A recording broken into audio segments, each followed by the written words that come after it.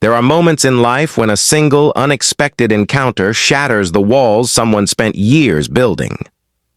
For Marcus Hale, that moment arrived on a gray November morning inside a bustling corporate lobby in Denver, when a woman he had never met looked up at him from a wheelchair, her eyes steady, her presence quiet.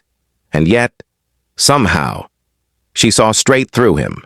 He had been trained by loneliness to fear connection, taught by grief to expect disappointment, and convinced by others that people like her were fragile, incapable, and certainly not someone he, or his little boy, should trust. But the truth was that all those warnings were lies, and the lie he believed longest was the one he told himself, that his heart had died with his wife. If you believe in kindness, in second chances, and in the power of unexpected people to change our lives, make sure to like, comment, share, and subscribe for more stories like this. Marcus had not planned to speak to anyone that morning. He had gone to the building for a job interview he desperately needed, wearing a suit that fit too tightly around the shoulders and carried the weight of responsibility like a punishment. Ever since his wife, Hannah, passed away after a short and brutal illness, he had been raising their 6-year-old son, Evan, alone. Every night he whispered promises into the quiet. Promises to do better, to stay strong, to find stability.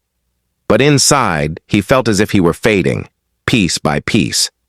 When the elevator doors slid open, his thoughts were spiraling as usual. That was when he saw her, Alina.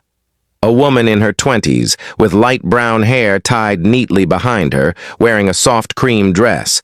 She sat in a sleek manual wheelchair. Her posture was straight but gentle, and her hands rested calmly on her lap, not fidgeting or searching. She was waiting, yet she seemed so self-possessed it startled him. At first, Marcus did not realize she was deaf, nor that she was paralyzed from the waist down. What he noticed first was the way she looked at him, without pity, without curiosity, without judgment. Just recognition, a kind of unspoken acknowledgement that he felt lost. He nodded awkwardly as he stepped aside, but Alina's gaze followed him, and something in her expression made him pause. It was a question without words, a touch on a wound he had kept hidden. He found himself walking back toward her, drawn by something he couldn't name. When she lifted her hands to sign something, he froze, embarrassed. He didn't understand sign language, but she smiled gently, took her phone from a small pouch on her chair, and typed, "Are you okay?" Nobody had asked him that, not sincerely, in months. Over the next week, after he miraculously got the job as a logistics assistant, Marcus saw Alina every morning in the lobby. She worked at an NGO on the top floor that supported people with disabilities across the state. She always arrived exactly at 8:10 a.m., wheeling herself with efficient strokes, moving with a quiet confidence that fascinated him. Co-workers whispered about her. She can't hear. She's paralyzed. Her life must be so limited. She's sweet but sad. They said she was fragile, dependent, broken. But the more Marcus watched, the more he realized how deeply wrong that was. Alina was stronger than anyone in that building. He watched her navigate through crowds without fear, hold meetings with a calm clarity, and lift others with the firmness of someone who knew exactly who she was. Still, Marcus kept his distance. The warnings echoed in his mind, the lies. Single dads should avoid complicated situations. You need stability. Someone with challenges will depend on you too much. He hated the thoughts, but they were ingrained from years of people filling his ears with doubt. Then fate intervened. One evening in late December, snow falling in thick, slow flakes, Marcus received a call from Evan's school. His son was having a panic attack, triggered by a fire drill that brought back memories of the night his mother collapsed. Marcus rushed out of work in a panic of his own.